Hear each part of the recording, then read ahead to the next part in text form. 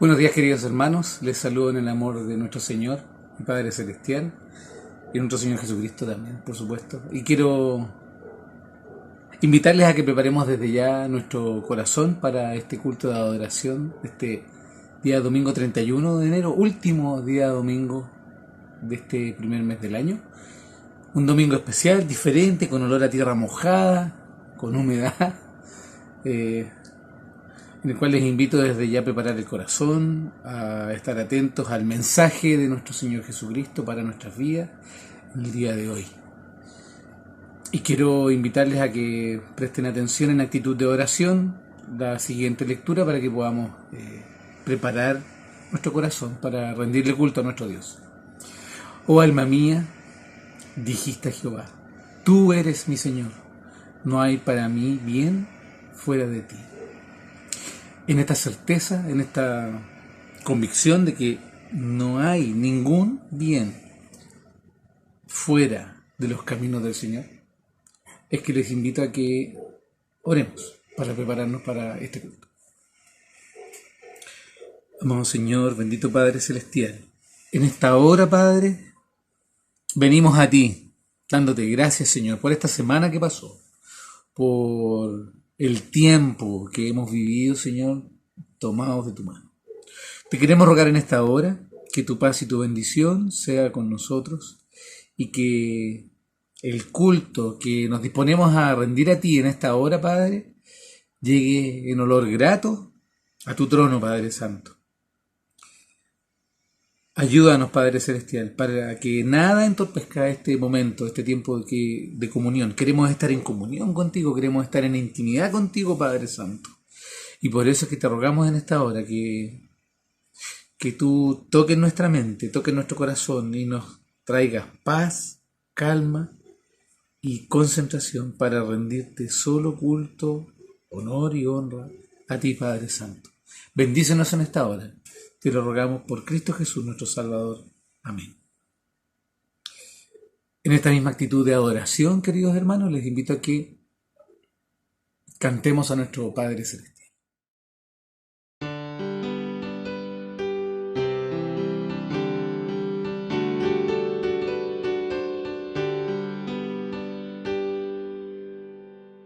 Suenen dulces himnos gratos al Señor y óiganse en concierto universal.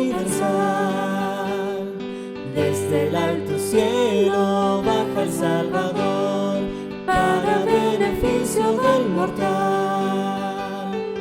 Gloria, gloria sea nuestro Dios, gloria si cantemos a una voz y el cantar de gloria que se oyó en Belén sea nuestro cántico también.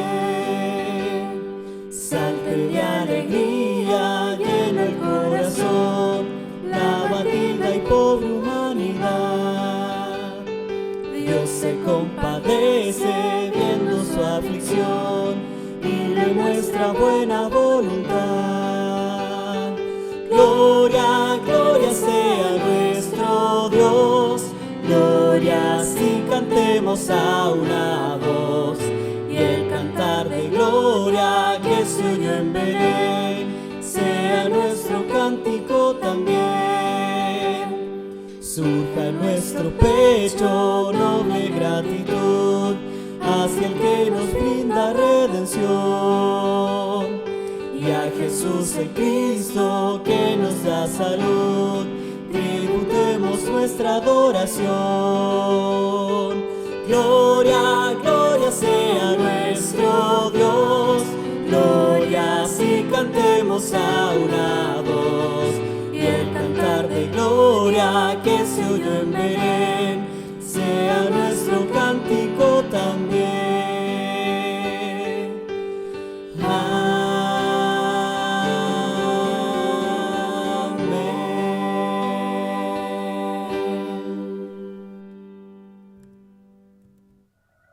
Hemos dado alabanza a nuestro Padre, a nuestro Señor, y seguimos en esta misma actitud de adoración, cumpliendo un aspecto muy importante del culto a nuestro Padre, y es que tenemos que confesarle a Él nuestros pecados. Leemos en Romanos 10:10, porque con el corazón se cree para justicia, pero con la boca se confiesa para salvación. Nosotros en nuestro corazón tenemos la certeza de que somos salvos por Cristo nuestro Señor, pero nuestro Padre Celestial nos pide que le confesemos, que no nos guardemos nada, que delante de Él nosotros derramemos nuestro corazón, lloremos por la pena, por la culpa que tenemos por nuestro pecado, por ese pecado regalón que nos soltamos, por ese pecado que no nos deja tener una perfecta comunión con el Señor, por ese pecado que todos los días vuelve a nuestra vida y nos atormenta, impide que nosotros podamos sentir la alegría de ser hijos del Señor. En esta hora justamente les invito a que tengamos un momento de oración de confesión de pecado, justamente por esto, para decirle al Señor, por favor, Padre, ayúdanos a luchar y a vencer contra el pecado que nos acecha constantemente. Oremos, hermanos. Eterno Dios, Padre Santo, venimos ante ti en esta hora, Padre, humillados, Padre, con el corazón apretado, compungidos, Padre, tristes, porque nos decimos ser hijos tuyos, Padre Celestial, porque damos gracias a ti a diario por la vida que nos das, por el alimento, Padre, por todo lo que recibimos de tu mano, pero sin embargo, nuestra conducta, Padre, no se condice con este agradecimiento. Porque nuestra conducta te entristece, Padre Celestial. Lo que pensamos, lo que decimos, lo que hacemos, muchas veces no refleja a un redimido, a un siervo tuyo, Padre Santo. Es por eso que en esta hora clamamos a ti por tu perdón. Queremos rogarte que tú nos bendigas, Padre Celestial. Ayúdanos, Padre, a vencer contra el pecado, Padre Celestial. Y en esta hora hay gratitud en nuestro corazón porque sabemos que abogado tenemos delante de ti, porque Cristo Jesús está ahí sentado al lado tuyo, abogando por nosotros, Padre Celestial. Y te rogamos que solamente por su sangre tú nos perdones, Padre Celestial. Por el sacrificio de tu Hijo Jesucristo, nosotros seamos perdonados por ti. Y te rogamos que no nos quedemos solamente con esta gratitud por el perdón, sino que en realidad trabajemos en nuestros pecados, Padre, para que efectivamente luchemos contra el mal, luchemos con que tu Espíritu Santo nos capacite y nos fortalezca día a día para efectivamente vencer contra el pecado. Ayúdanos tú en este propósito, Padre Santo, porque solos no podemos. Quizás podemos tener todas las ganas de querer hacerlo, pero solos no podemos, Padre. Bendícenos tú en esta hora. Te lo ruego, Padre, en el dulce nombre de nuestro Señor Jesús. Amén.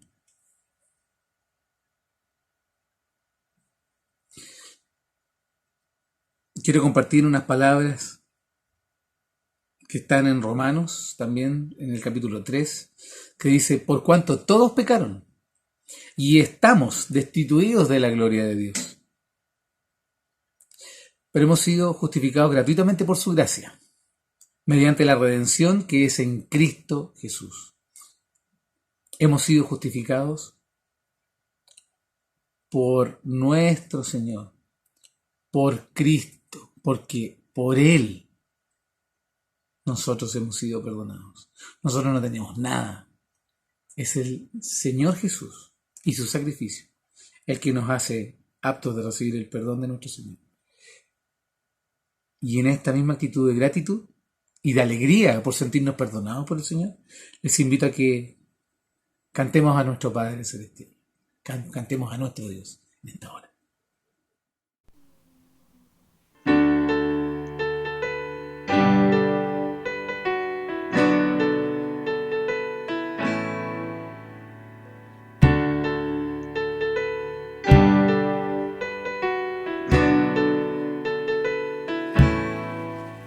Las cadenas de la muerte me quitó. Para mí ya no hay condenación, hay libertad, libertad. Siendo esclavo del pecado me libró, en la cruz compró mi redención, mi libertad, libertad. Rompió mis cadenas, me dio vida nueva y al fondo del mar echó mi maldad. Lavó mis pecados y me ha perdonado. Solo en el nombre de Jesús hay libertad.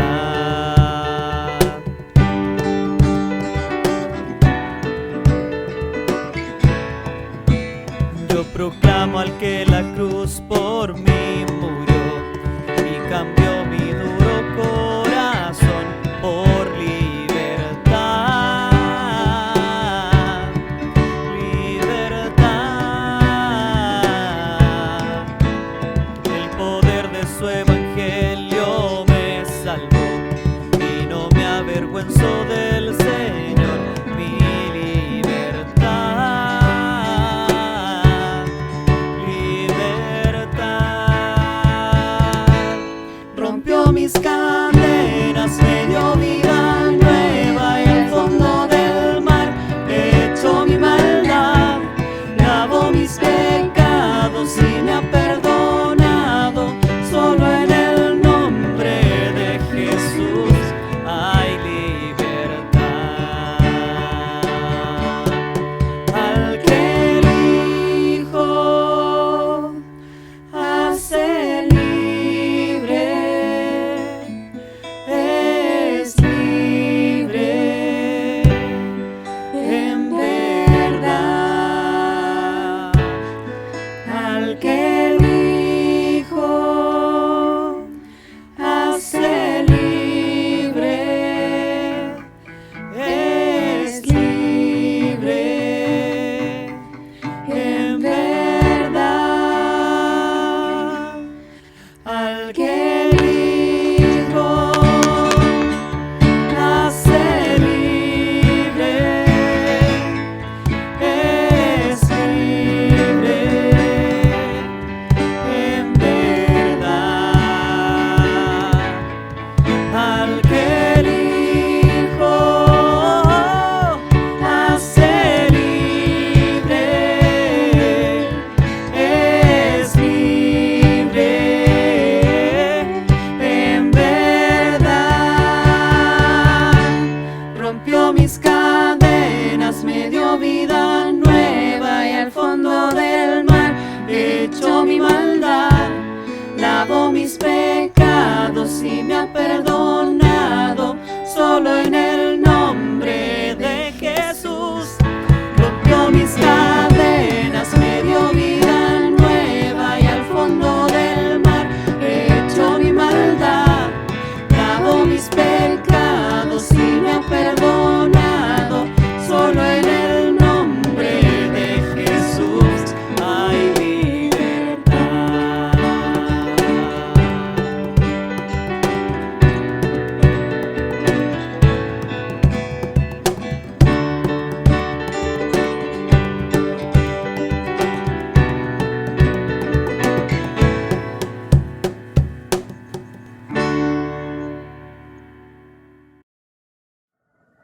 Muy bien, hermano. Seguimos en esta actitud de adoración a nuestro Padre Celestial. Y en esta hora quiero invitarle a que tome su Biblia, que abra la aplicación en su teléfono, si es que está viendo esto en una televisión. Y por favor busque en el libro de Nehemías, en el capítulo 1. Recuerden que durante la semana nuestro pastor nos planteó un desafío, que era leer el libro de Nehemías para poder contextualizarnos respecto del sermón de este día domingo. Bueno, vamos a leer el capítulo 1 de Nehemías para afianzar este contexto. Nehemías 1, vamos a leer todos juntos. Les invito a, en actitud de adoración, podamos leer este capítulo. Su título es Oración de Nehemías sobre Jerusalén. Palabras de Nehemías, hijo de Acalías. Aconteció en el mes de Quisleu, en el año 20, estando yo en Susa, capital del reino, que vino Hanani, uno de mis hermanos, con algunos varones de Judá, y les pregunté por los judíos que habían escapado, que habían quedado de la cautividad, y por Jerusalén. Y me dijeron, el remanente, los que quedaron de la cautividad, allí en la provincia, están en gran mal y afrenta, y el muro de Jerusalén derribado, y sus puertas quemadas a fuego. Cuando oí estas palabras, me senté y lloré. E hice duelo por algunos días, y ayuné, y oré delante de Dios de los cielos.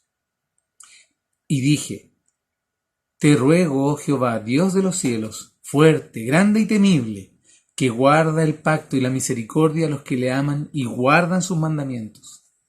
Esté ahora atento tu oído y abierto tus ojos para oír la oración de tu siervo, que hago ahora delante de ti día y noche, por los hijos de Israel tus siervos, y confieso los pecados de los hijos de Israel que hemos cometido contra ti. Sí, yo y la casa de mi padre hemos pecado.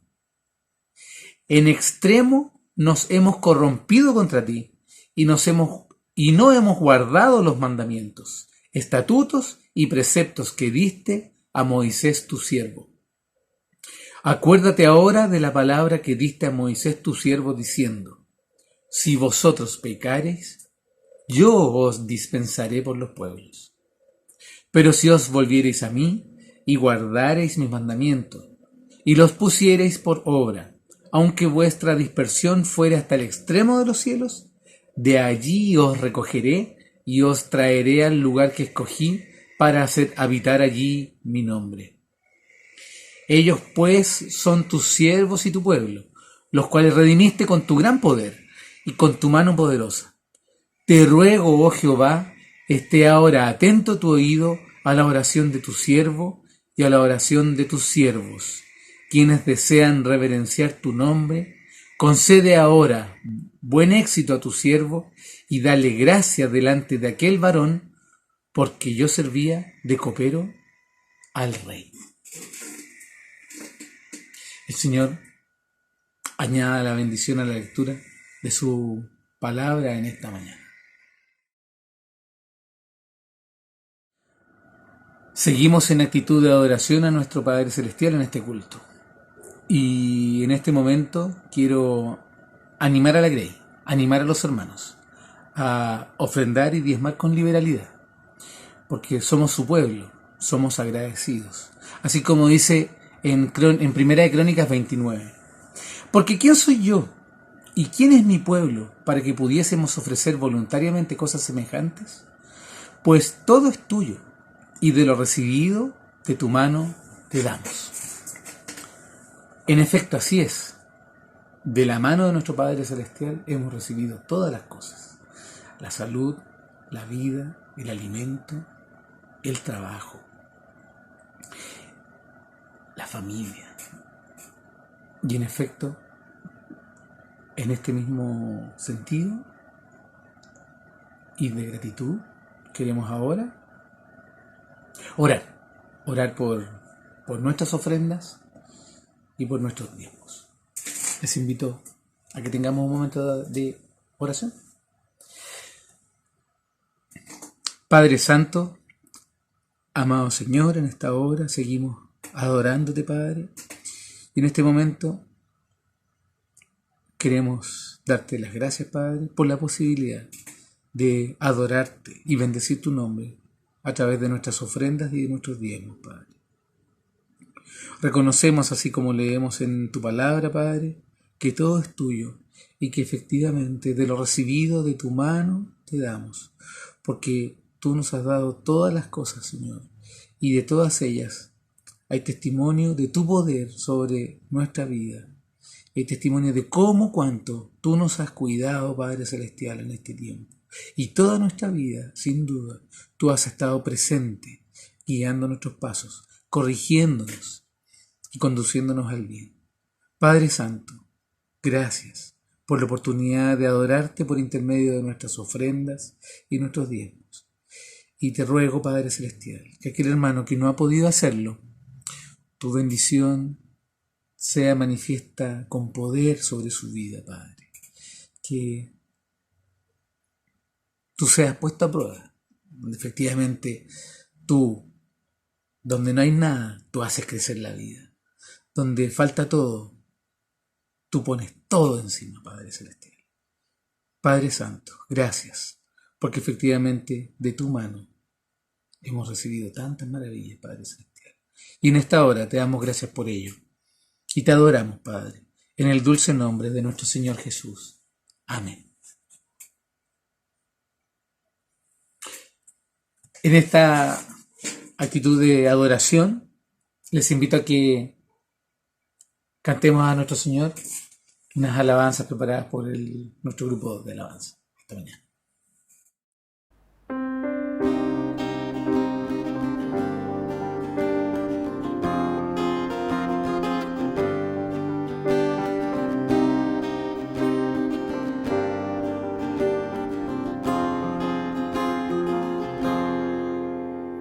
Hoy vengo a ofrecerme postrado ante ti, mi corazón puede estar ahí.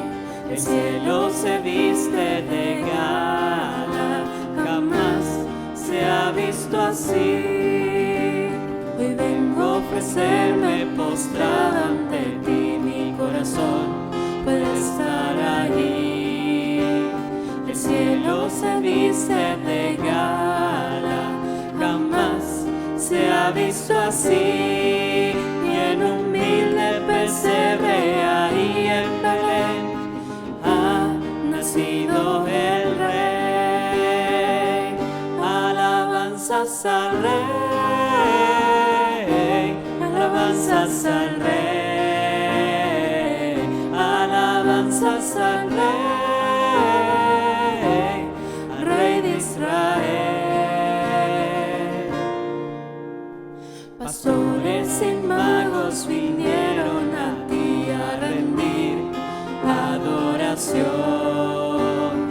Ángeles ahora cantan a Dios nueva canción, pues al mundo ha llegado el regalo de Dios, paz y salvación. Alabanzas al Rey, alabanzas al Rey, alabanzas al Rey, Rey de Israel. Alabanzas al Rey, alabanzas al Rey, alabanzas al Rey, Rey de Israel.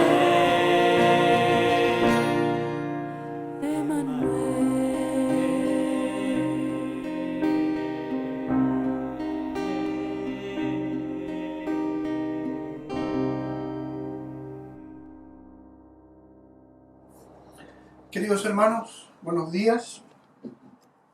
Los saludo cordialmente y amorosamente en este día del Señor. Espero que hayan podido leer esta tarea que les dejé de leer el libro de Nehemías, el libro del profeta Nehemías, pero quizás de una manera muy puntual y especial el capítulo 3, donde va a estar basada, ¿verdad?, la exhortación de hoy.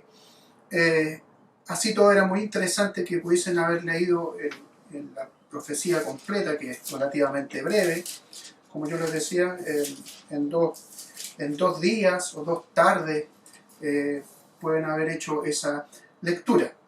Bien, les invito entonces a que consideremos del capítulo 3, que no lo voy a ir a leer completo, solamente voy a leer 2 secciones, para luego orar al Señor y rogar su dirección, la luz de su Santo Espíritu para nosotros hoy día. Dice así el Señor en su palabra. Capítulo 3, libro del profeta Nehemías, versos 1 al 11 y después los versos 28 al 32. Entonces se levantó el sumo sacerdote Eliasib con sus hermanos, los sacerdotes, y edificaron la puerta de las ovejas.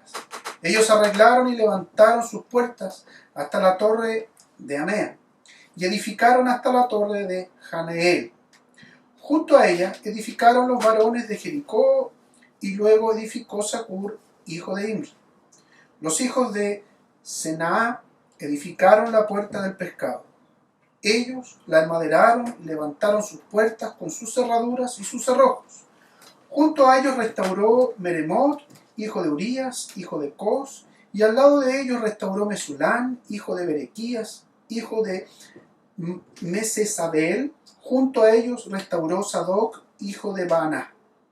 E inmediato a ellos restauraron los tecoitas, pero sus grandes no se prestaron para ayudar a la obra de su señor.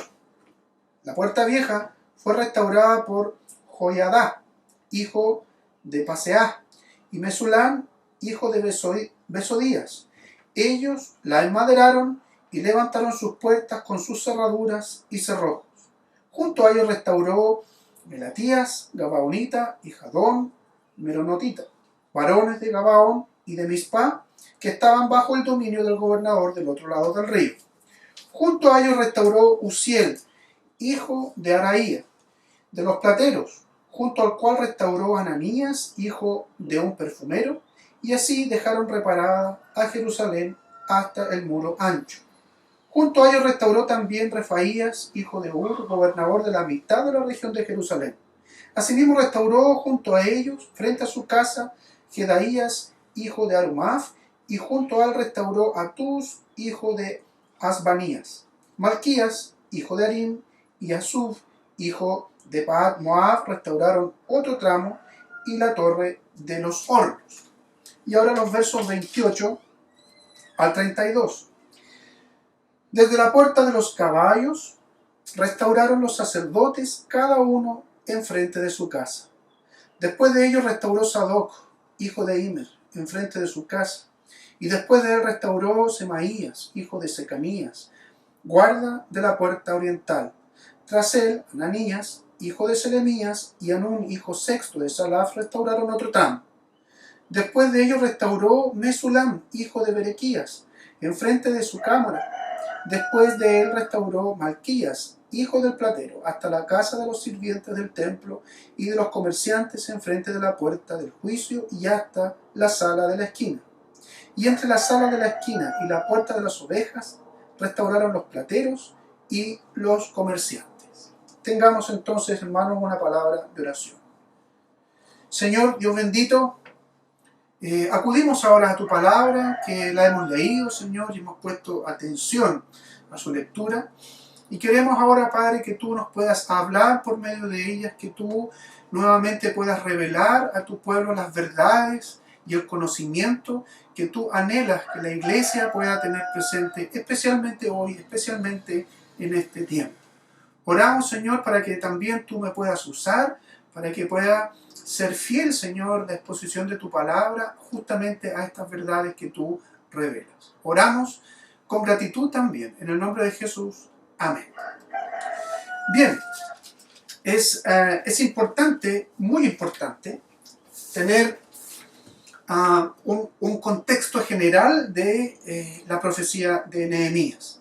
Nos encontramos en un periodo en donde ya el pueblo tanto de Israel como de Judá, digamos los dos reinos que estaban divididos, pero especialmente aquí Judá, estaban en el exilio o en el post-exilio babilónico. ¿Por qué digo post-exilio? Porque ya Babilonia había caído y estaban los medo-persas, ¿verdad?, en el poder, que habían sometido también a Babilonia. Pero eso no significó que los hebreos hayan vuelto o tenían que volver ya, ¿verdad?, a su patria o a su terruño, y especialmente a Jerusalén. Tanto los libros de la profecía de Esdras como de Nehemías son contemporáneos.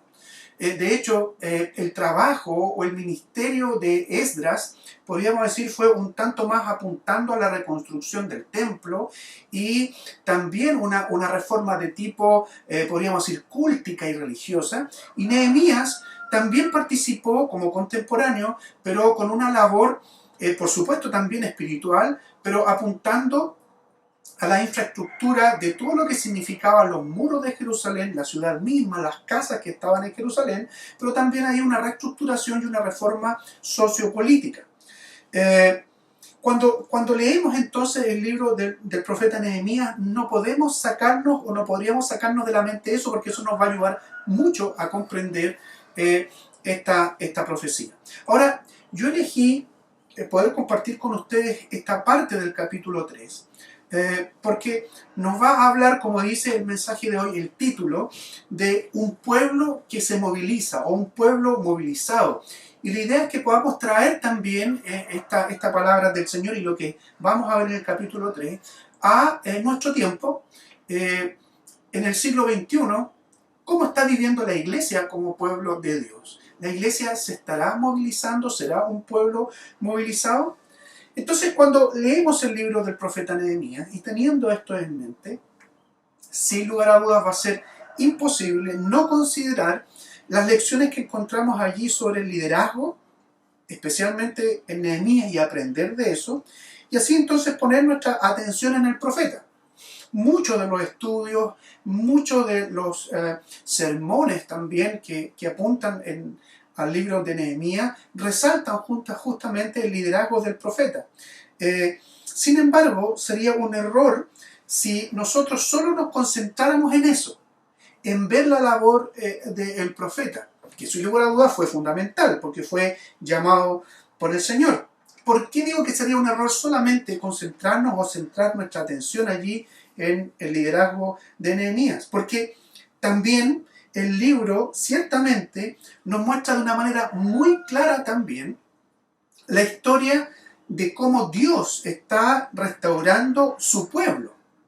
Si bien, ¿verdad?, se estaba restaurando y Nehemías es llamado, ahí en el capítulo 1 y 2 ustedes pueden leer eso, si leyeron toda la profecía de Nehemías, cómo es llamado por el Señor a ir a Jerusalén, y Nehemías se siente muy inquieto, incluso llora y se siente dolido, y allí está el llamado del Señor para ir a Jerusalén, restaurar los muros, restaurar la ciudad. Entonces, junto con eso estaba el Señor, Dios, restaurando un pueblo. ¿Por qué? Porque los muros de Jerusalén y Jerusalén como ciudad era una ciudad icónica y hasta el día de hoy para el pueblo hebreo, y que marcaba también su identidad. Entonces, si estaba destruida Jerusalén, estaba también, podríamos decir, destruido el pueblo de Dios.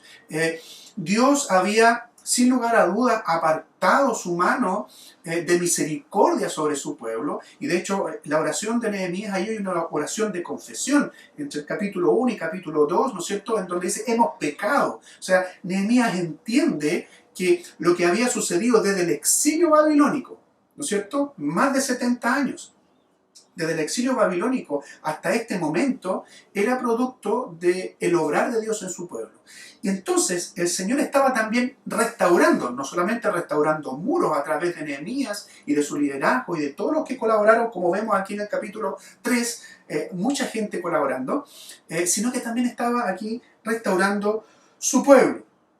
Entonces no se trata solamente de Nehemías. No se trata el libro solamente de esta titánica labor de liderar la reconstrucción de la ciudad y especialmente de sus muros, sino también aquí hay, podríamos decir en este contexto, una reconstrucción de una identidad comunitaria, de la identidad de la comunidad de Israel, de Judá, o quizás más específicamente de Jerusalén, y además de que el pueblo de Dios volviera a ser adoradores intrépidos, leales al único y verdadero Dios en medio de una cultura idólatra y en medio de una cultura también, por tanto, pagana.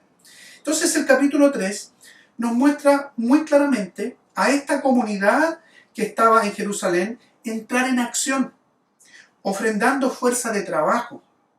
Incluso mujeres, si ustedes leen allí, ¿no es cierto?, en el capítulo 3, el verso número 12, se van a dar cuenta que allí uno de los líderes también del pueblo de Israel, que era el gobernador de la mitad de la región de Jerusalén, él con sus hijas estuvieron trabajando también allí. Entonces era necesario llevar a cabo tan importante tarea, pero no podía hacerlo Nehemías solo o solamente un grupito de personas, sino que es el pueblo, es la comunidad que está siendo restaurada por Dios y animada por el Señor, usando a Nehemías para levantar Jerusalén, la que también está siendo, podríamos decir, reconstruida. Entonces la comunidad de Jerusalén, hasta ese momento, hasta antes de la reconstrucción de los muros, estaba fragmentada. Y la reconstrucción de los muros, este trabajo, sirvió, por cierto, usado por el Señor, para reunir a esta comunidad en un santo propósito. Entonces vamos a intentar destacar a partir de este texto del capítulo 3, tres características importantes en la restauración de la comunidad de Israel, específicamente de la comunidad de Judá y de Jerusalén. Y estas tres características importantes que vamos a ver es, primero, un fin común, luego, la disposición a colaborar, y cerraremos con el último punto que yo le puse como subtítulo, un liderazgo comprometido. Entonces vamos a lo primero, un fin común, o un propósito común podríamos llamar. La experiencia del exilio para Judá, para el pueblo del Señor, sin lugar a dudas fue un golpe muy duro. El colapso de la ciudad, por otro lado la destrucción del templo, la deportación de la gran mayoría a la entonces capital del Imperio Babilónico. Recordemos ahí, por ejemplo, en nuestra mente también deberíamos traer acá las imágenes de la profecía de Daniel, cómo Daniel y sus amigos y unos tantos más seguramente fueron llevados cautivos a Babilonia, que eran, si ustedes leen allí la profecía, eran, podríamos decir, la crème de la crème, en el sentido intelectual y físico, que fueron llevados cautivos los jóvenes para ser educados en las artes babilónicas, en la ciencia de esta cultura. Entonces, todo esto, ¿no es cierto?, el exilio mismo, el colapso de la ciudad, como les decía, la destrucción del templo, la deportación de la gran mayoría de las personas de Jerusalén a lo que era entonces el Imperio Babilónico, ¿qué es lo que habían provocado? Habían minado, habían remecido la seguridad y la impronta que ellos tenían como pueblo de Dios. Es decir, en pocas palabras, todo era un desastre. Todo era un desastre, todo se veía oscuro. Es la razón por qué nosotros vemos al principio de la profecía de Nehemías el lloro del profeta, la angustia de Nehemías, allí en el capítulo 1. Ahora la reconstrucción de esta muralla tendría entonces, entre otros, un efecto de testimonio, o un efecto testimonial del poder de Dios obrando a favor de su pueblo. El Dios del cielo nos concederá salir adelante, dice el capítulo 2, verso 20. Es decir, había convicción en este testimonio que lo que estaban haciendo ellos no era una, podríamos decir, una idea meramente humana, sino que Nehemías con estas palabras estaba diciendo que Dios estaba tomando el control y que Dios estaba actuando a través de su pueblo, y eso iba a ser notorio al resto del mundo, al resto de las personas que vivían también a los alrededores de Jerusalén. Al imperio de los persas también iba a ser notorio, iba a ser un testimonio público al respecto. Esto obviamente hizo o le valió a Nehemías y al pueblo y a la ciudad de Jerusalén opositores. Ahí ustedes pueden ver, ¿no es cierto?, que se levantaron Sanbalat, por ejemplo, a oponerse y a tratar de frenar la reconstrucción, y Tobías también era otro de aquellos que estaban, podríamos decir, atornillando al revés. Pero también aquí el texto expresa o nos muestra la determinación de buscar vivir en santidad de una manera distinta, y esto es parte de un fin común, de vivir de una manera totalmente separada de las otras naciones, fundamentalmente dado en la fidelidad a Dios, ¿no es cierto?, y en la fidelidad al Señor, al único Dios. Entonces el capítulo 3 nos deja muy en claro el sentido de solidaridad que fue despertado en el pueblo. Existía ciertamente un un propósito compartido. Nehemías compartió esa visión y entusiasmó a los habitantes de Jerusalén a poder tener este propósito compartido o este fin común. Estaban trabajando juntos con entusiasmo, y esto es lo hermoso, personas de distintas realidades sociales. Allí, ¿no es cierto?, en el texto que yo leí, las partes del texto que leí, habían sacerdotes trabajando con orfebres o con plateros, otros trabajaban que eran, podríamos decir, obreros o personas comunes y corrientes trabajando con personas de la alta sociedad, otros que eran perfumistas trabajando junto a los sacerdotes. Entonces es muy interesante el cuadro que se nos muestra y cómo nosotros podemos imaginar que este pueblo movilizado, como dice el título de este sermón, estaba realmente en ese espíritu, estaba movilizado. No había en ese caso diferencia a pesar de las realidades sociales distintas. Entonces en esta tarea no existían esas diferencias.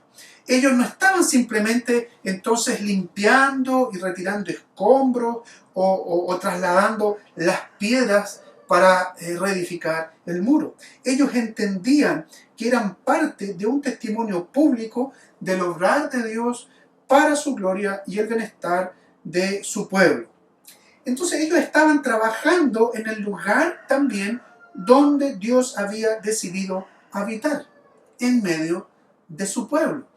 Ellos no tenían en mente que estaban solamente moviendo piedra, y eso es muy interesante porque eso cambia la intención del trabajo.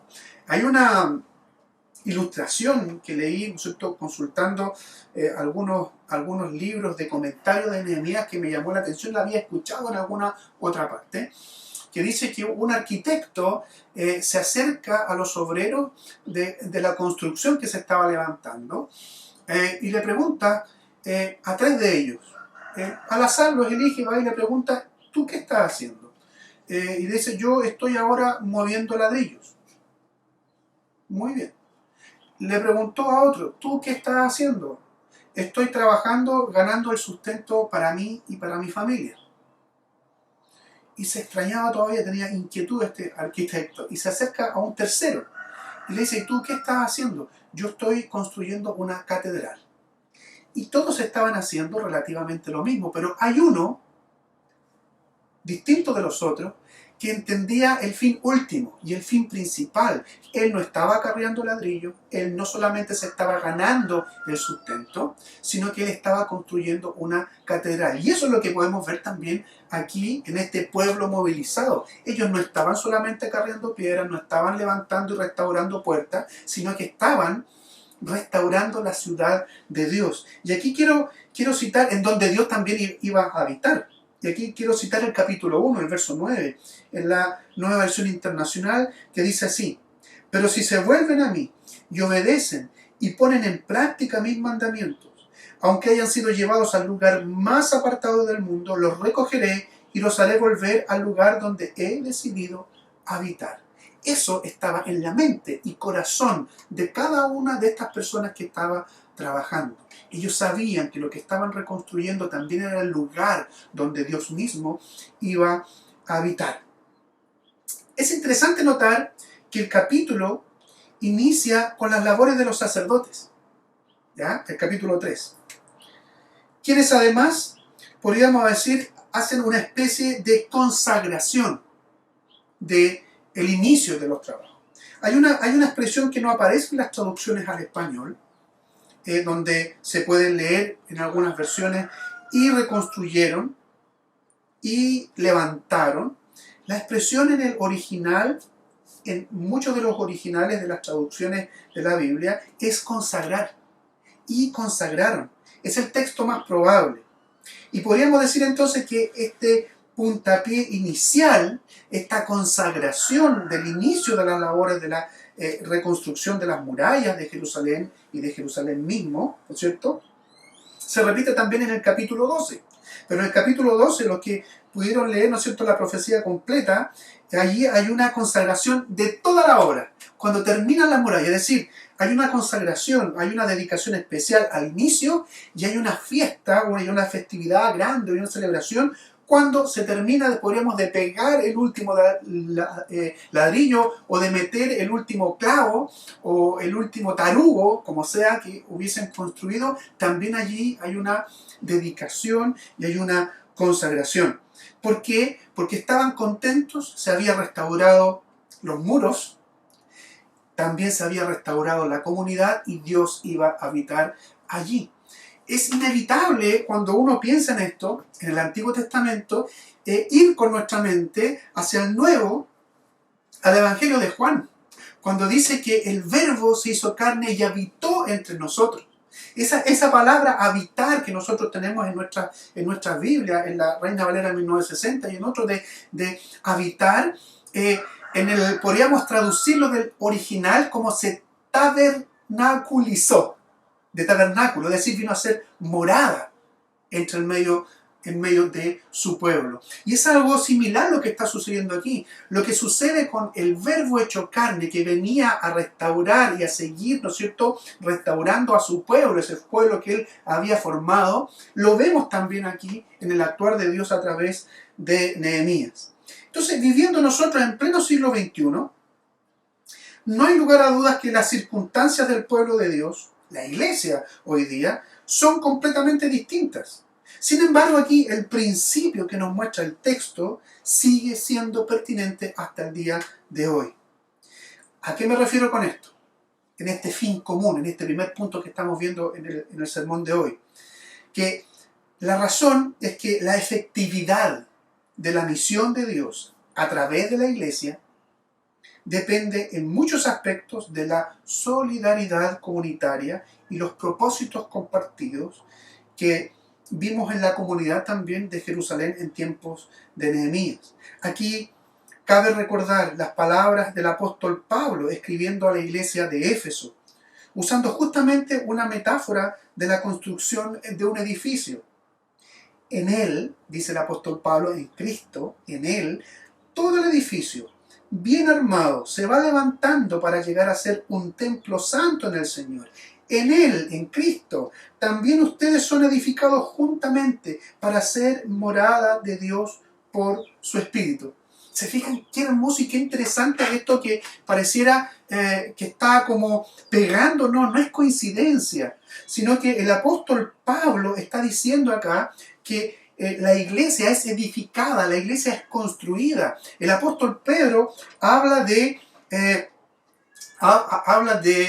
son piedras vivas que están siendo edificadas. Entonces, hermanos, esto también para nosotros es patente el día de hoy. Nosotros somos edificados juntamente para ser morada de Dios por su Espíritu. Así como Dios para los israelitas entendían que en Jerusalén iba a morar, iba a habitar, ¿no es cierto?, el Dios Santo, en nosotros está habitando el Santo Espíritu de Dios. ¿Dónde me quedé? Me estaba perdiendo aquí. Entonces, este tipo de armoniosa unión que el apóstol Pablo nos muestra ahí en Efesios, esta unión de la iglesia, está constantemente bajo ataque también. Así como fueron atacados o hubo oposición al trabajo de los israelitas al levantar los muros, también hay ataque, ¿no es cierto? Y está en constante ataque y en constante oposición a la construcción la iglesia hoy día. Hay oposición a la construcción y hay oposición a la restauración que Dios sigue haciendo en su pueblo hoy. Y por tanto, para nosotros, para la iglesia, siempre será un desafío procurar con la ayuda de nuestro Dios trabajar en qué? Trabajar en mantener la unidad que tenemos en el Espíritu. Nuestro enemigo, en este caso, no es ni Sanbalat ni Tobías como en los tiempos de Nehemías, sino que es el mismísimo Satanás quien se esfuerza por alejar a las personas unas de otras y así interrumpir o poner tropiezos a la obra de Dios. Lo triste de esto, hermanos, lo dramático de esto, es que en la gran mayoría de los casos, los problemas que utiliza el enemigo para hacer tropezar a los hermanos y para ponerlos unos en contra de otros son realmente para la risa. Se te olvidó el compromiso que teníamos. Voy a romper contigo mi relación. No me gusta el color de la pintura, por ejemplo, que el consistorio decidió para la sala X. Voy a dejar de colaborar. La hora del culto es muy temprano o es muy tarde, etcétera, etcétera. Entonces, hermanos, debemos cuidarnos de esto, porque estas cuestiones van a ser distractores del opositor, distractores de Satanás, para apartarnos de qué, apartarnos del propósito compartido o del fin común, que es trabajar por el reino, que es trabajar por la honra y por la gloria de Dios. Pasamos a un segundo punto. El primero es tener un propósito compartido o un fin común. Pero también es necesaria tener una disposición, porque podemos tener un fin común. El pueblo de Israel, en este caso los judíos, el pueblo de Judá en Jerusalén, tenían un fin común, pero no se podían quedar teniendo un propósito común, sino que era necesaria una disposición a colaborar. Y hoy día sigue siendo necesaria en la iglesia esta misma disposición a colaborar, porque podemos llegar a tener un fin común, que es trabajar por el reino y la honra y gloria de Dios. Pero ¿qué pasa si solamente nos quedamos en eso? ¿Qué pasa si solamente nos quedamos con el propósito o con ese fin? Hay que tener una disposición a colaborar. Al leer con detención el capítulo 3, podemos darnos cuenta que el trabajo se realizó en cerca de 40 secciones distintas. Yo me di el trabajo de contarlas, cuando decía, y en este tramo, a este tramo trabajaron tales personas o tales familias. Yo conté 41. Usted también puede, quizás después hoy día en la tarde, si es que se interesa, ahí contar. A ver si llega a las 41 o llega a 40 o quizás más. Yo conté 41 secciones en donde distintos grupos de personas fueron trabajando. Lo más hermoso, como comenté al inicio, es que quienes trabajaron codo a codo fueron personas de diferentes familias, personas de diferentes oficios, de diferentes profesiones, funcionarios en cargos políticos, hombres y mujeres, ricos y pobres. Fíjense lo que nos dice el verso 1, para compararlo con el verso 32 a propósito de esto. Capítulo 3, verso 1. Entonces se levantó el sumo sacerdote Eliasib con sus hermanos los sacerdotes y edificaron la puerta de las ovejas. Ellos arreglaron y levantaron sus puertas hasta la torre de Amea y edificaron hasta la torre de Hananeel. ¿Ya? Y fíjense lo que dice el capítulo 3, el verso 32. Y entre la sala de la esquina y la puerta de las ovejas, lo mismo que decía en el capítulo 1, restauraron los plateros y los comerciantes. ¿Qué significa esto? Que el sumo sacerdote y los sacerdotes mismos estaban trabajando, podríamos decir, al ladito, hasta la puerta de las ovejas, que era el límite, ¿no es cierto?, de su tramo, con otros que eran comerciantes y con otros que eran plateros. ¿Se fijan? Eso es lo que decía el verso 32. Restauraron los plateros y los comerciantes entre la sala de la esquina y la puerta de las ovejas. Esto es hermoso. Es decir, había una disposición a colaborar, no importando quién era yo, no importando quiénes son los, entre comillas, mis vecinos y los que estaban al lado, había una actitud colaborativa. Nos damos cuenta que en este tipo de trabajo, hacerlo en equipo es fundamental. Sin esta disposición no era posible terminar con el éxito del trabajo. Sí, había un liderazgo y el liderazgo estaba fundamentalmente puesto en la persona de Nehemías, pero había otros líderes también. ¿Ya? Eso es importante. Había un liderazgo, no una cuestión aquí que se trabajaba en lote y todos trabajamos para todos. No, había un liderazgo, pero habían otros líderes también y esas personas ordenadamente estaban trabajando allí. Entonces esto es fundamental y sin esa disposición no era posible y no habría sido posible terminar con éxito el trabajo. Bueno, en la iglesia pasa lo mismo. En la comunidad eclesial de hoy día también pasa lo mismo. Es fundamental el trabajo de todos. La labor del avance del reino le pertenece a toda la comunidad. Nadie sobra en este trabajo y todos son necesarios y nos necesitamos. El trabajo de la iglesia, el trabajo, ¿no es cierto?, del avance del reino de Dios no le pertenece al consistorio, hermanos. No me pertenece a mí como pastor, no le pertenece a la junta de diáconos, no le pertenece a los maestros de escuela bíblica dominical, no le pertenece al liderazgo, le pertenece a todos y cada uno de nosotros. Esa es la intención cuando Dios en su palabra, especialmente en el Nuevo Testamento, nos habla de un cuerpo. Toda la comunidad debe estar involucrada, porque nadie sobra y todos son necesarios, y quiero insistir en esto, nos necesitamos. Y voy a volver aquí a citar la escritura en las cartas del apóstol Pablo, en este caso a la iglesia de Corinto. En la primera carta, ¿no es cierto?, en el capítulo 12, dice así: ahora bien, hay diversos dones, pero un mismo espíritu. Hay diversas maneras de servir, pero un mismo Señor. Hay diversas funciones, pero es un mismo Dios el que hace todas las cosas en todos. De hecho, aunque el cuerpo es uno solo y tiene muchos miembros, y todos los miembros, no obstante ser muchos, forman un solo cuerpo. Así sucede con Cristo. El ojo no puede decirle a la mano, no te necesito. Ni puede la cabeza decirle a los pies, no los necesito. Vuelvo a insistir en esto. La comunidad completa debe estar involucrada en el avance del reino, porque somos todos necesarios, y como estaba expresando aquí en esta analogía del cuerpo el apóstol Pablo, nos necesitamos. El ojo no puede decirle a la mano, no te necesito.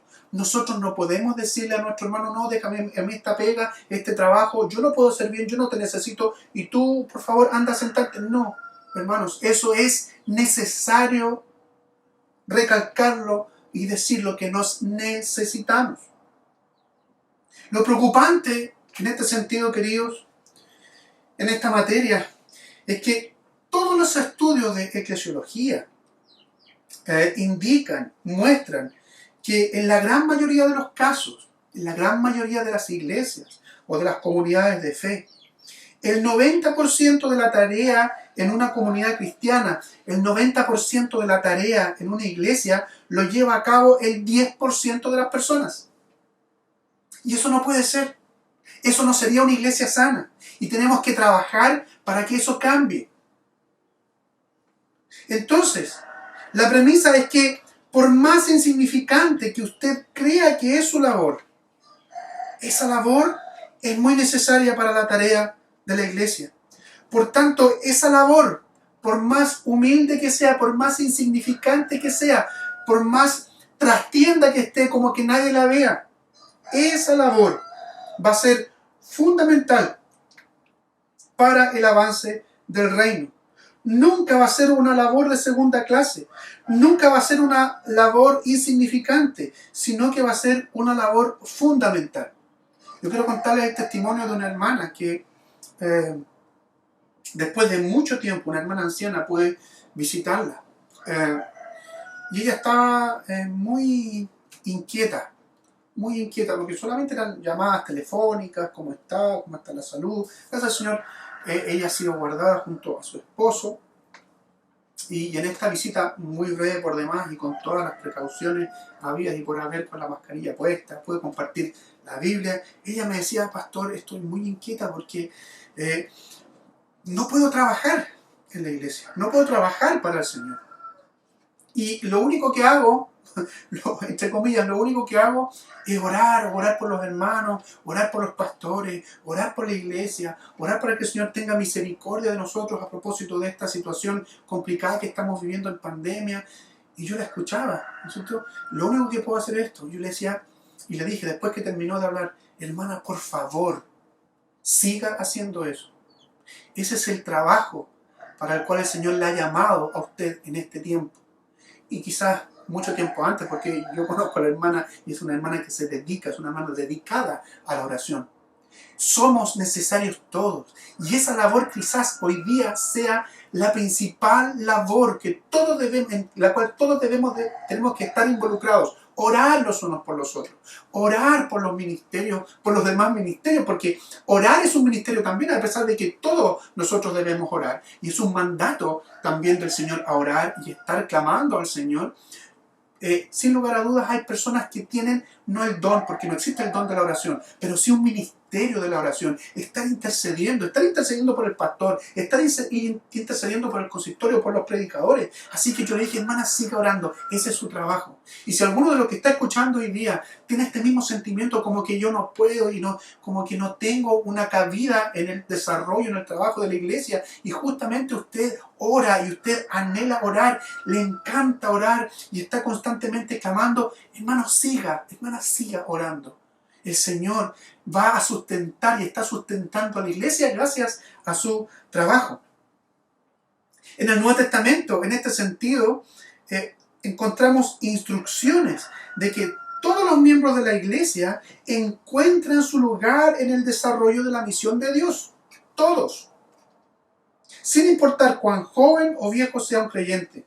Sin importar su origen u ocupación o si es hombre o mujer.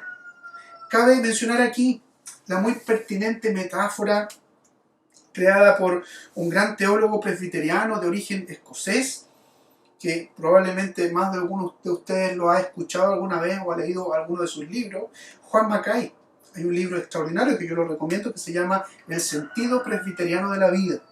Y Juan Mackay, justamente en ese libro, refiriéndose a los cristianos en dos lugares, hace mención a esto, a esta idea de que en la misión de Dios, en esta tarea de la iglesia de ser los agentes de la misión de Dios, debemos estar involucrados. Y él dice, mire, Juan Mackay hace esta analogía, ¿no es cierto?, o esta metáfora, mejor dicho, diciendo, hay cristianos del balcón y hay cristianos del camino. Mackay usa esta metáfora, diciendo que aquellos cristianos que son del balcón, o los balconianos podríamos decir, son aquellos que son menos espectadores, están en el balcón de una casa mirando lo que pasa en la iglesia, mirando lo que pasa en el mundo, pero se quedan en el balcón. Y Mackay nunca está diciendo que ellos no son cristianos, o que no son cristianos genuinos, sino que sí, son cristianos genuinos, pero están en una posición, podríamos decir entre comillas, muy holgada y muy, podríamos decir, sacando la vuelta con respecto a involucrarse en la misión. Ellos observan lo que pasa desde el balcón, observan lo que pasa por el camino, observan lo que pasa en la iglesia y observan lo que pasa en el mundo, pero no se involucran en la misión, no se involucran en el trabajo. Pero por otro lado, están aquellos del camino, o los cristianos del camino, que son aquellos que sin dejar de observar la iglesia, sin dejar de observar el mundo, incluso con un ojo crítico a la iglesia, con un ojo crítico al mundo, a mí mismo, a ellos mismos, sin dejar de pensar la iglesia, son cristianos de acción. Son cristianos que están involucrados de una manera concreta en la vida de la iglesia, en algún ministerio de la iglesia, o puede ser en estos ministerios menos vistosos, como estar orando, pero que son fundamentales, porque todos los necesitamos, como hemos dicho. Entonces, estos cristianos del camino están constantemente involucrados en la vida de la iglesia local también, en compañerismo con otras, incluso con otras vertientes evangélicas, pero también ellos están aportando a la sociedad, aportando como cristianos la visión y la cosmovisión, cómo entendemos el cosmos, cómo entendemos el mundo, cómo entendemos lo que hay a nuestro alrededor, es un aporte y un aporte valioso también a la sociedad. Entonces, antes de pasar al tercer punto, hermano, por favor piensen usted, ¿en qué lugar está? ¿Estará usted en el balcón observando? Un cristiano genuino, observando lo que pasa en la iglesia, observando lo que pasa en el mundo, criticando seguramente justamente, buscando reformas en la iglesia, qué sé yo. Pero está allí en el balcón, sin involucrarse. ¿O será usted, gracias al Señor, un cristiano que está allí en el camino? Que observa también, que critica, buscando reforma, buscando el avance del reino, buscando importantes, podríamos decir, cambios en la iglesia, obviamente apoyados en la Santa Escritura, pero involucrado también. Hágase esa evaluación o esa autoevaluación. Y por último, en el tercer punto, si bien era necesario también una disposición a colaborar, es también necesario en un pueblo movilizado, en una iglesia movilizada, un liderazgo comprometido. En este punto no nos referimos solo a Nehemías. Sí, Nehemías está involucrado aquí como un liderazgo comprometido, como un líder comprometido, sino que de manera quizás un poco más amplia a todos los otros líderes que humildemente se dejaron guiar por el profeta, por este líder Nehemías, que más tarde sería incluso gobernador de esa provincia de Jerusalén. Podemos ver, por ejemplo, cómo el sumo sacerdote Eliasib, como leemos capítulo 3, verso 1, el resto de los sacerdotes, otros diversos líderes comunitarios y gobernadores se involucraron activamente en la reconstrucción del muro. Ellos representan un tipo de liderazgo fundamental en el pueblo de Dios, porque son líderes que se dejan liderar. Y esto es algo también, voy a usar la misma palabra otra vez, aunque sea redundante en ello, es algo fundamental. Un líder no siempre está por sobre otros. No siempre tiene el liderazgo sobre todos. Hay líderes, y los líderes más valiosos son aquellos líderes que se dejan liderar. Y en el gobierno presbiteriano esto es también algo evidente. Porque si usted no se deja liderar, usted no va a poder, podríamos decir, caminar y trabajar por el avance del reino. Y como digo, en el sentido del gobierno presbiteriano, de la vida eclesial presbiteriana, esto es fundamental. Porque, por ejemplo, yo soy el pastor. ¿Y saben a quién tengo que someterme yo? Tengo que someterme a un consistorio. Es verdad, yo tengo una responsabilidad mayor que los presbíteros. Pero esa responsabilidad mayor no tiene que ver con el gobierno mismo, sino que tiene que ver justamente con la predicación de la palabra del Señor. En ese sentido, yo soy más responsable que el hermano Jaime, que el hermano Gastón, que la hermana Susana, que la hermana Sujin. Mucho más responsable, y el Señor me va a pedir cuentas con mayor exactitud que a mis hermanos, aunque ellos también laboran en la docencia. Pero yo, como en nuestra manera de gobierno presbiteriano, yo soy el presbítero docente. Pero tengo que someterme al consistorio. ¿O ustedes creen que lo que yo digo como pastor, el consistorio dice siempre amén? No es así. No es así. Entonces tenemos que aprender aquí, y es fundamental que un liderazgo comprometido es este también tipo de liderazgo en donde son líderes que se dejan liderar y no buscan un protagonismo caudillista, sino que velan por el bien común, dejando de lado los intereses egoístas. Contrario a ellos, contrario a este tipo de liderazgo que es hermoso y que es necesario, el texto nos hace evidente un punto negro, un lunar feo, porque también hay lunares que son bonitos, que de repente, ¿no es cierto?, bien puestos, bien colocados, ¿verdad? Incluso hay algunas personas, sobre todo damas, que se ponen un puntito, un lunar allí, ¿no es cierto?, que les hace ver un tanto más atractivas. Pero este es un lunar feo, y lo encontramos en el verso 5. Fíjense, capítulo 3, verso 5. Dice: e inmediato a ellos restauraron los tecoitas, pero sus grandes, en otras revisiones de la Biblia, por ejemplo la NBI dice sus notables o sus nobles, no se presentaron para ayudar o no se prestaron para ayudar a la obra de su Señor. Este es el punto feo. Es decir, estos hombres, los tecoitas, reconstruyeron el siguiente tramo, pero sus nobles, sus notables, sus grandes, no quisieron colaborar con sus dirigentes. Es decir, los miembros de la nobleza de esa ciudad de Tecoa, que quedaba a 20 kilómetros de Jerusalén, se mostraron soberbios. El tipo de trabajo para ellos quizás era indigno, porque eran nobles, no querían estar involucrados en el mismo trabajo que iban a estar otros que no eran, podríamos decir, de su alcurnia o de su casta, involucrados en acarrear piedra, acarrear ladrillo, levantar madera o acarrear madera. No, ellos no quisieron hacerlo, quizás porque les resultaba indignos. Seguramente el liderazgo de Nehemías, un aparecido allí en Jerusalén que había nacido en el exilio y que de repente aparece en Jerusalén liderando esto. Nosotros no nos vamos a someter a este aparecido. Entonces, todo esto los ofendía probablemente. Todo esto hacía que ellos dijeran, no, nosotros no vamos a estar involucrados en esto. Hermanos, esto demuestra de cómo sucede muchas veces. el corazón se endurece, el corazón estaba endurecido. ¿Por qué? Porque no lograron comprender el espíritu de este proyecto. Estos nobles, estos notables, estos grandes, como dice el texto de la Reina Valera, 1960, no lograron comprender lo que había detrás de este proyecto. No era un proyecto que buscase la gloria del hombre. Y ellos estaban pensando en eso, en su propia gloria. Si voy a estar ahí, como se dice vulgarmente, ¿y cómo voy yo ahí? ¿Qué voy a ganar con esto?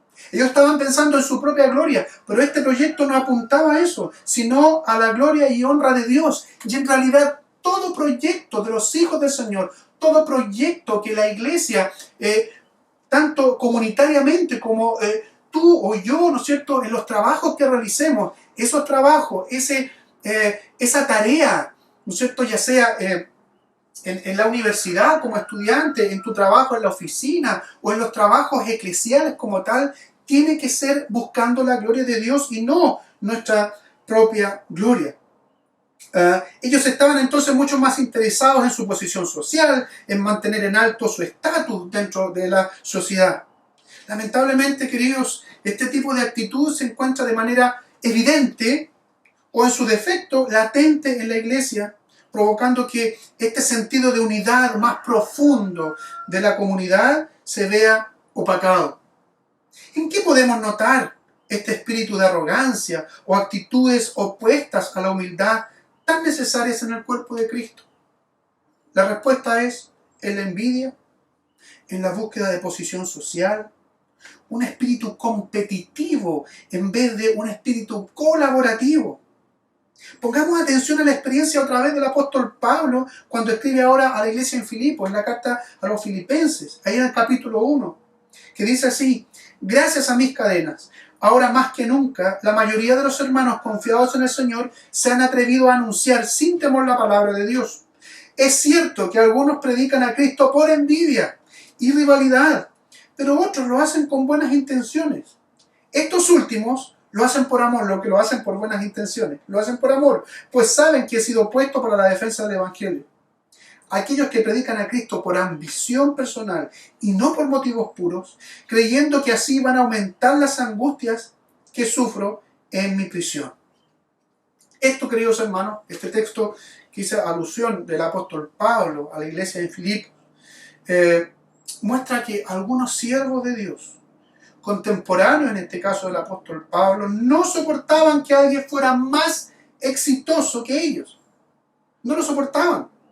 No soportaban que el apóstol Pablo tuviese éxito, entre comillas, en sus empresas, porque eran las empresas o sus emprendimientos buscaban honrar y glorificar a Dios, que el evangelio creciera, que se fundaran otras iglesias. No soportaban que alguien fuera más exitoso que ellos. Había rivalidad. Y esto es muy triste. ¿Por qué? Porque no va a ser triste, hermanos, ver a mis colegas en el ministerio, a mis hermanos. Usted ver a sus hermanos también. Verlos como rivales y no como consiervos, no como aliados. Eso es muy triste. Y eso habla de un corazón que necesita ser allí, ¿no es cierto?, reformado en ese sentido, en esa parte. Estos rivales del apóstol Pablo disfrutaban con menospreciar, o podríamos decir con aportillar el trabajo de otros, con aportillar el trabajo del apóstol Pablo. Personas así no están interesadas en el avance del reino en realidad, sino que están interesados en el avance de sus propios planes, de sus propias agendas egoístas y por tanto pecaminosas. Con esto debemos entender, pero también debemos enseñar a otros lo mismo que el apóstol Pablo. Lo que importa es que Cristo sea predicado. ¿Qué significa esto? Esto significa que Cristo debe ser el centro en todo orden de cosas. Eso es lo que nosotros decimos cristocéntrico, que Cristo debe ser el centro en todo orden de cosas. Por algo es el Señor. Que mi trabajo, tu trabajo, en la misión de Dios, no se trata de mi reputación, no se trata de tu reputación, no se trata de nuestra reputación como segunda iglesia. No se trata de mi estatus o de tu estatus, de mi posición. Ni siquiera con todo lo que amamos a la Iglesia Presbiteriana de Chile, se trata de la Iglesia Presbiteriana de Chile, sino que se trata de la causa de Cristo. Con esto no estoy diciendo que no debamos amar a la Iglesia Presbiteriana de Chile y que no debo decir también con orgullo, yo soy un miembro o yo soy un pastor, yo soy un presbítero de la Iglesia Presbiteriana de Chile. No, sino que nuestra militancia junto con eso va mucho más allá, porque se trata de la causa de Cristo. No se trata, insisto, de mi estatus, de mi posición, de nosotros según de iglesia, si llegamos a brillar el día de mañana, se trata de la causa de Cristo. Concluimos, hermanos.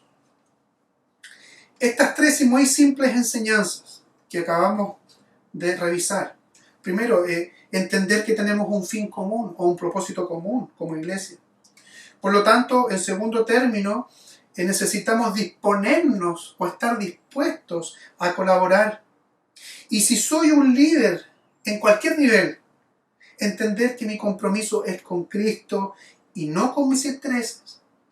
Si nosotros entendemos estas 3 cosas, hará que toda la comunidad se vea entusiasmada, que toda la iglesia se vea entusiasmada y dispuesta a servir con ímpetu, a servir con valentía y a servir con integridad. Lo único que podemos decir al final de esto, hermanos, es que el Señor nos ayude. Les invito a que oremos. Señor y Dios, te damos gracias por tu palabra, esta palabra que hemos escuchado, Señor, que ha sido expuesta, que pueda llegar, Señor, hasta lo más profundo de nuestro ser y que podamos ser, Señor, con tu Santo Espíritu también, movidos y motivados, Padre, a poder adentrarnos en los ministerios a los cuales tú nos llamas. Ciertamente el ministerio de la palabra es uno de ellos, pero hay tantas otras ocupaciones necesarias, Señor, en la vida de la iglesia. Levanta hombres y mujeres, Señor, en las distintas instancias, Señor, necesarias en una comunidad, especialmente en esta iglesia, Señor, en la cual tú nos has llamado. Aliéntanos, Señor, y permite que dócilmente nosotros nos podamos dejar gobernar por ti, porque eres nuestro Señor. Oramos con gratitud y en el nombre de Jesús. Amén. Alabado sea el nombre de nuestro Señor en esta mañana y bueno, tarde ya debería ser, por supuesto. Y queremos agradecer el sermón de esta mañana, el alimento espiritual que hemos recibido de labios de nuestro pastor Jean-Jacques. Quiera el Señor que podamos meditar en su palabra, que podamos efectivamente ver este culto nuevamente durante la semana, ver el sermón y efectivamente poder volver a revisar para meditar en la palabra de nuestro Señor. Mucha enseñanza hemos recibido todo este tiempo y sin duda no es en vano las cosas que suceden. Hoy día tenemos en YouTube, en Internet, la posibilidad de poder ver nuevamente aquellos cultos que hemos compartido durante el año, donde efectivamente podemos volver a la palabra del Señor en cualquier momento, cuando estemos con algún momento de necesidad, angustia, tristeza, o júbilo, alegría, volver a esos sermones para poder de nuevo escuchar la palabra de nuestro Señor, adorar a nuestro Padre Celestial. En esta hora vamos a terminar el culto, vamos a adorar a nuestro Padre Celestial con una alabanza y después nuestro pastor Jean-Jacques nos va a despedir con la bendición final. Por mi parte, solamente deseo que el Señor les bendiga y les guarde, queridos hermanos. Adoremos a nuestro Padre Celestial con esta alabanza final para terminar este culto. El Señor les bendiga, hermanos.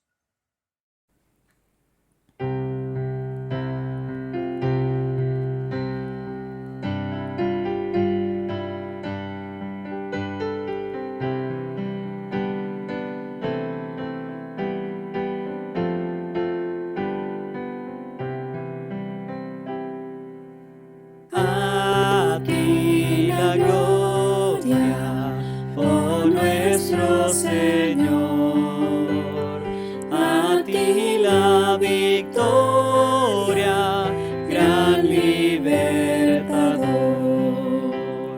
Te alzaste pujante, lleno de poder, más que el sol radiante, a la